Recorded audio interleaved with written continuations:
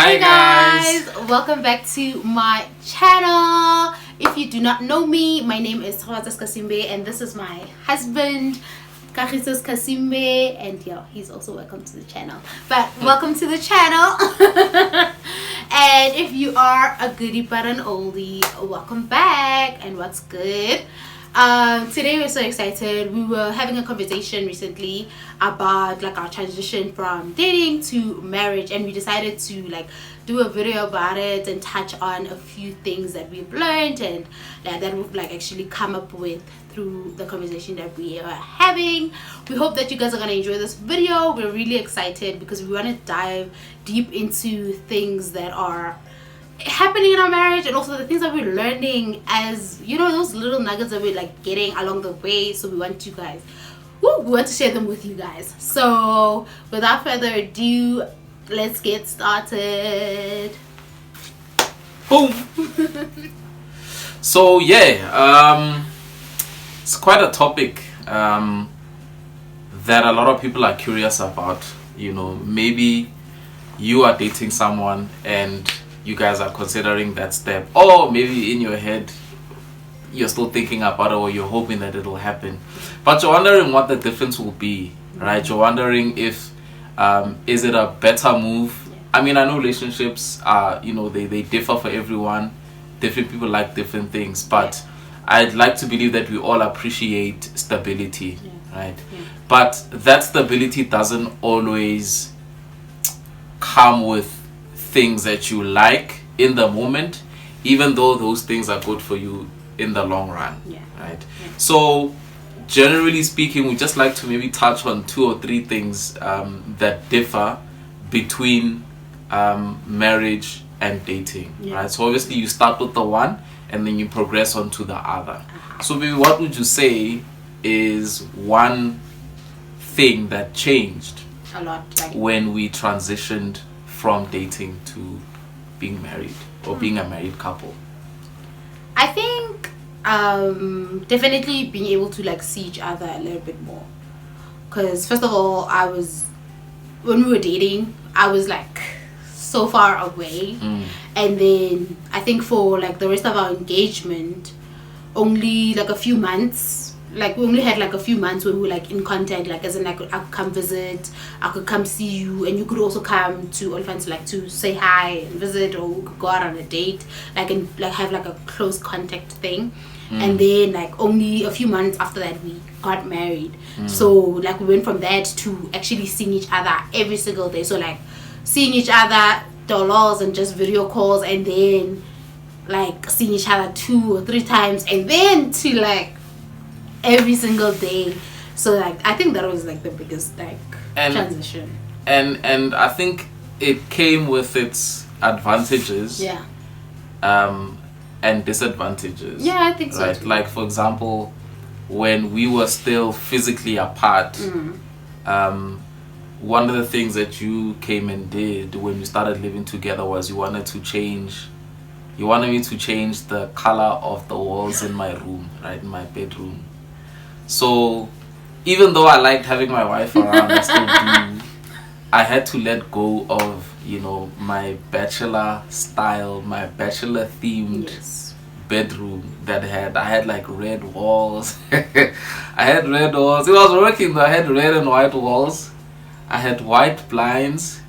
I didn't pay much attention to the way the bed looked. Like I just threw whatever, you know, bed sheet or throw or whatever I had that was clean, I just put it on, you know. But then you came and it was like, okay, let's get cracking on these bed sheets, let's get cracking on these walls, you know. Let's change everything. Let's start over. Let's buy some extra pillows that we won't sleep on, but they need to be there, cause for me it was like I used to put just one blanket there. I'd have my 2 pillows, 1 pillow I don't use, you know what I mean? But she came, all of a sudden there's like 5 extra pillows in the space, you know what I mean? So these are the things that you consider before you get married to someone, and it's a change that you have to prepare yourself for, that your personal space is not so much gonna be your personal space, but that's the price you pay for having the person that you love to be around you. Yeah, and you always have to be like accommodating of each other. Like I think as much as maybe like we kept certain things, like it was the same wall, I just changed the color, so you know we didn't like blaze the wall. But I'm just kidding. But like I feel like we have to like kind of accommodate each other, and also accommodate like the transition that we are actually getting into. Like you are no longer a bachelor, I'm no longer a bachelorette, so even like how my room looks, it can't be pink, can't be all like, you know, it has to be like we kind of actually have to meet each other in the middle somehow. So like I had to do a few changes so that we can meet each other like halfway somehow. We like, met each other on neutral colors. Yes, yes, we did. Because okay, personally, I like neutral colors, but also I feel like even when we like, you know, even with the bed, like some of the bedding, I took what you liked. Like remember there was a bit of red, a bit of gray, a bit of like white, and so that way at least I kept some red for him. I want red walls. The walls. I think the other thing, probably this is the biggest one. Yeah. You know, when you're single, there's a lot of financial, I don't want to call it freedom, but there's a lot of flexibility, right, when it comes to your own finances. You know, you're single, you can go to, you know, the bar, you can go to a party, you can change your wardrobe, you can pimp your car, you can do your hairstyle, you can do your nails, you can buy shoes, you can, you know what I mean? Yeah. Without having to consider another party. Yeah, right? So that's the other thing that is a huge difference between marriage and dating. But what was our experience like in that department? I think like one of the things that we did was like, of course, like talk about like if like my bank account is like a certain way and yours was a certain way, and then we had to like kind of see how we like transition through that. So we like talked about like where we are standing first of all, and then also how we can take what we're both making or what we made and like bring it together to be able to like, you know, accommodate everybody in the household. And so I think like finances are a bit of like scary topic to touch on sometimes, and I think it takes like a lot for you guys to actually talk about them and stuff like that. And like now we've also incorporated like having like family councils and like planning like putting like our finances like here and like budgeting and saying, okay, we're gonna do this, we're gonna do that, we're gonna do that. And like of course when you were single, like all you do, like the money that you're getting is all yours, and if you choose to spoil your partner,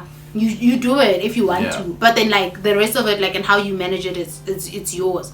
So like in marriage you really have to kind of like budget together, talk about what you need as well. So like if you need wife allowance or something like that, you have to talk to your partner. I'm just kidding. But anyway, like you guys have to kind of talk about that, like what you need, what your needs are, you know, what his needs are. And so like I think with the budget you kind of have to like plan that out and see how it works and accommodates everybody. So that means you cut down on self-spoiling. You cut down on, you know, the frequency of dates, right? But then you don't like cut down on self-spoiling like altogether. I feel like it's just like you don't like eliminate. You don't eliminate. Yeah, you don't eliminate. You just cut down. Like if you know you buy a shoe every month, then like at least buy once every 2 months. Once every 2 months. Once every, you know what I mean? Like just like you have to be mindful, like level, really. Yeah, like level down, Yana, from, you know, your way of living. And I mean, it's a trade-off, guys. I think too often we speak about these things like you are sacrificing or you are losing or you are being shortchanged. But like in life, as you grow, you realize that everything is a trade-off. Like you have this, but you want this, but you can't have both. Alright, so you are trading off these things so that you can grow and you can learn and you can develop. So cutting down on finances, cutting down on your personal space during dating is more of a trade-off than an actual loss. At least that's how I like to think of it. And like I think one of the nicest things I also liked compared to like when we were dating, like we touched a bit on that, like spending more time together. We like I think our transition was really cool because I think a few months just after we got married, like 3 months after we got married, lockdown happened. And so we went from spending time enyani together and like literally being like together the whole lockdown. And so but we I don't know, it did a lot of good. So like us being away from each other when we were dating, and then only having a little bit of time when we were engaged, and then like finally being like bombarded with like a lot of time with each other was kind of a great transition for us, because it was like compensating for the long distance and all that. Honestly, because we love spending time together. Like that's my favorite thing. Yes, that's my love language. But yeah, I love it when we spend time together, and I think like that's still my favorite. Like that's what I love the most, like that transition like that happened when it comes to like marriage and stuff like that, because like we really get to spend more time together. And the nice thing is that it doesn't always get boring. Like I thought it would be the most boring thing in the world, but actually it's not. So I'm very happy about that. so like, now that we've spoken about these things, maybe like, well, we've mentioned just two. There's a lot, guys. Yeah. But those are just two of the things that, you know, we've kind of traded off. Yeah. Or we've traded one level of our relationship for another level. Yeah. Right? Yeah. What would you say are the things that we've gained? Maybe stuff that are easier to think about as being positive. So, you know, when you think about, like we've spoken about finances, not having financial freedom feels like a loss, right? Yeah. But being with your spouse all the time, that's the gain, right? So because you think about losses so much, what would you say is the one thing that while you were dating, it made you look forward to being married? Definitely quality time. I've always wanted to get married because like I feel like dating it's beautiful and it's fun, but like it's also not 100% like guaranteed or even secure. So one of the things that marriage brings is definitely security, because then you are here and you guys like vowed. And I'm not saying like any, like of course anything can happen, but I'm just saying that you and your partner go out of your way and you say, this is the person I want to spend the rest of my life with. And so like there's so much like security here than there was during dating. And I think that's my, like, I like that, because then we went from like, you know, sometimes when you're still dating, I mean, yes, you know this is your partner, but like now you know, like, this is my partner, this is my life partner, like it's on paper. We said it to the Lord, like it's very like deep, and we even said it to each other. Like, so I think, yeah, like going from that to this, like for me, that's like one of the things that I so what does value. what does like security look like when you are dating,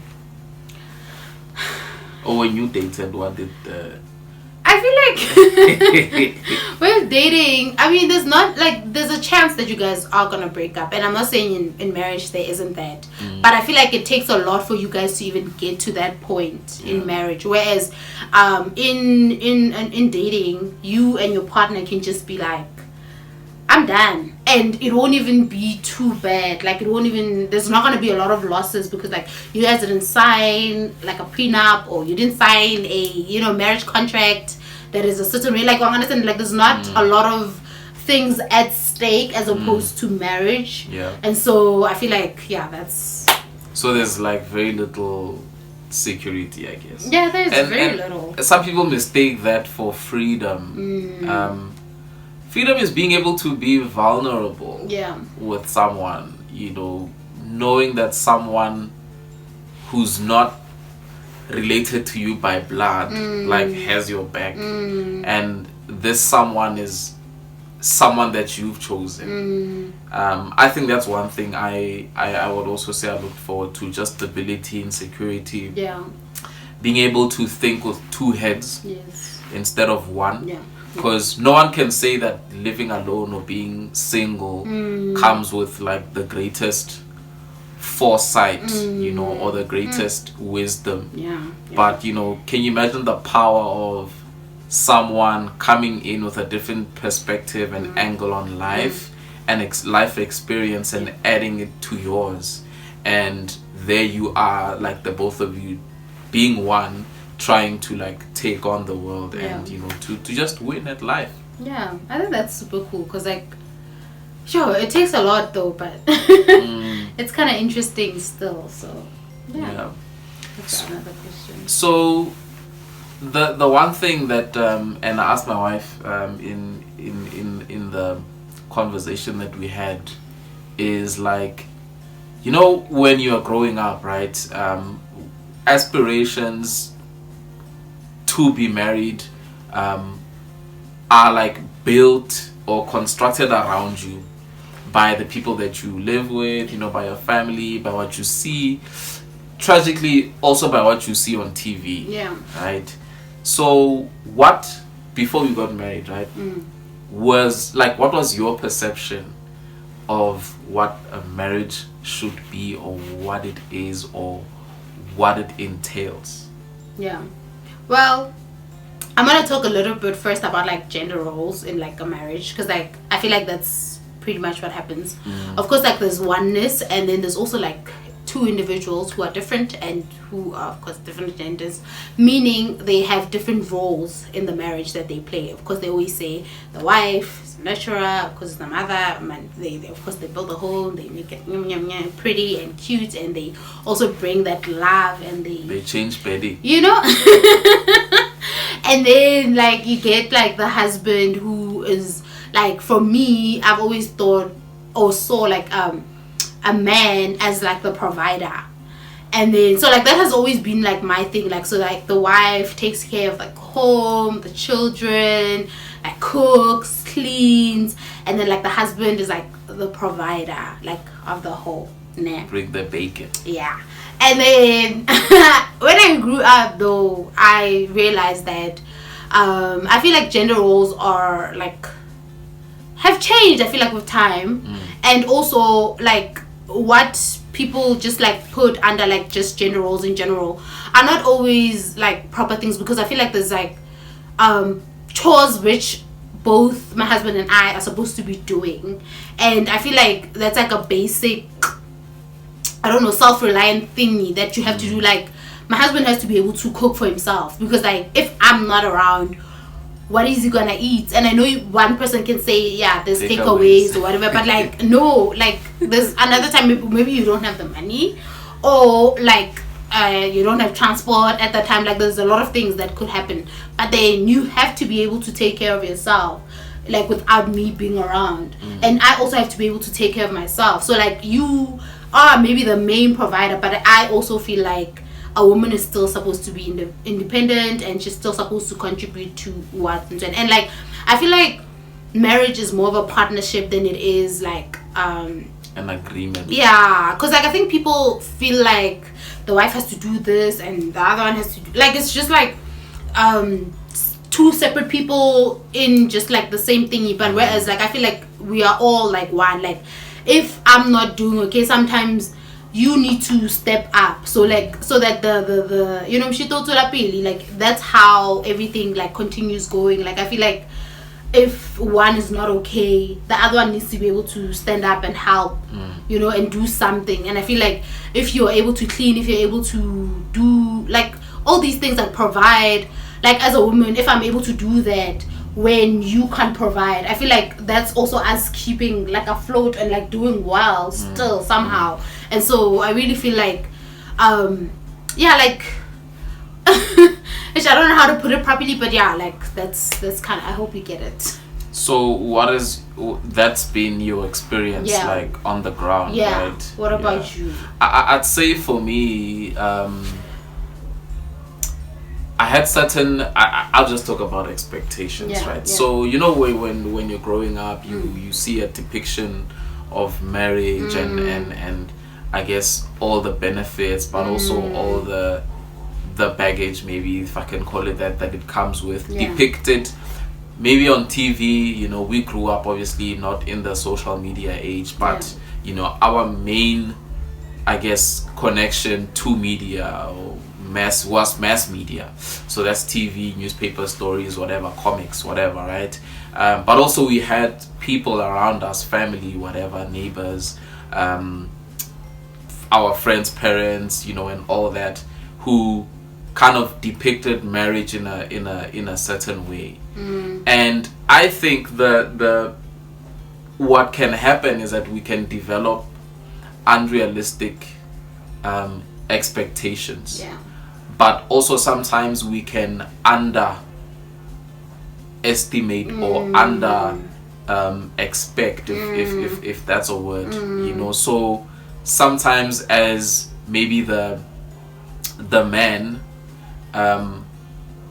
or the depiction of a husband that I grew up seeing, is that sewing. I grew up sewing it. The depiction of a husband that most of us, people my age, grew up seeing was that, you know, as the man, you can't expect a woman to maybe work or have a better job than you, right? And we saw that maybe as some kind of undermining, and we can go into a whole conversation about, you know, social roles and gender roles, about whatever.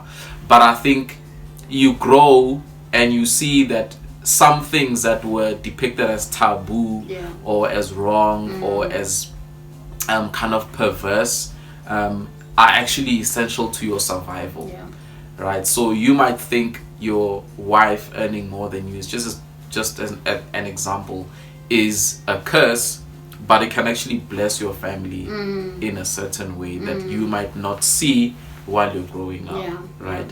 But also sometimes you over expect, and you think very unrealistically about how marriage is supposed to be, what it's supposed to be, what your wife is supposed to do for you, what your husband is supposed to do for you, right? For example, I'll say, as a man, maybe you see married people and you know they get intimate with each other, right? And you think that maybe just because they're married, every single day they do it, right?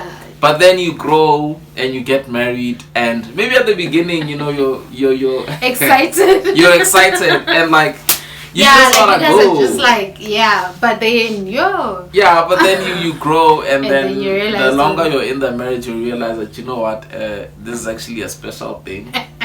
And just like food, you can't eat from 8 o'clock in the morning until 4 non-stop. You take breaks so that you can appreciate food and that it can serve its purpose. So even with being intimate, or having, you know, I guess sexual relations with your partner, or making love to your partner, it's not practical that you do it every day. Even though you grew up expecting that it's not. It would be fun. Because I think maybe people think it's fun, and I think guys think it is, because they think like that's like gonna happen, and then like when you realize like, okay, let's do this challenge, and then you realize that after day 3, I'm burnt out, like I'm good, like like, you know, I need a break. And so I think we continue with you. So guys, that's what we, I guess, wanted to touch on, you know, the transition between dating and marriage. It's fun. It's interesting. Fun. It's tricky together. too. But obviously it's gonna be different for each and every couple. Because different things matter to different couples. And I think I enjoyed this conversation because like sometimes it's good to reflect on like how, like, where we come from and like how it's going with, like, you know, our relationship and our marriage. I've liked like kind of reflecting on that, because then I got to see like where there are like improvements, and then where like there needs to be a bit more improvement. But also like it's kind of nice to just look back a little bit and see like where we come from. Like even yesterday we saw like a cute meme that I used to send to my husband when we were dating. Like that would be like the first meme maybe that I used to actually really like, and I'd send it to him, and like I got so emotional because like we've really come far, and like we're like going into like our second year, you know. In November we'll be 2 years into marriage, and so yeah, it's been great. It's been a great experience. We're learning, and we'd also love to hear from you guys. You know, how has it been for you and your partner transitioning from dating to marriage? Let us know in the comment section below what you think and like how it's been for you. Would love to hear from you guys. And yeah, what would you like to say? No, smash the like button, guys. Smash the like button, smash the subscribe button, and yeah, we'll be sure to keep supplying these awesome videos. Yeah. And goodbye. We're out.